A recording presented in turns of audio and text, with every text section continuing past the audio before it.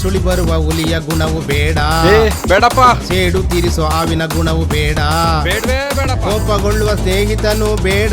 ಹೌದಲ್ವಾ? ಇದೆಲ್ಲ ಕಂಟ್ರೋಲ್ ಮಾಡು ನೀನೇ ಡಾನು, ಇದೆಲ್ಲ ಕಂಟ್ರೋಲ್ ಮಾಡು ನೀನೇ ಡಾನು.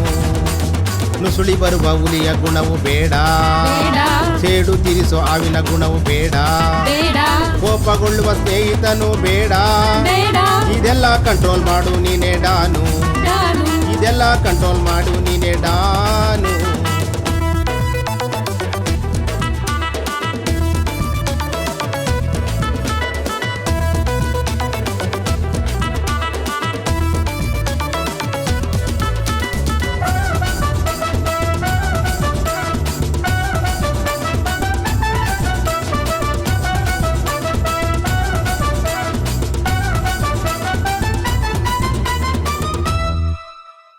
ಯೋಬನಂತೆ ತಾಳ್ಮೆಯಿಂದ ಯಾರೇನೇ ಹೇಳಿದರೂ ಸಹಿಸಿಕೊಳ್ಳಬೇಕು.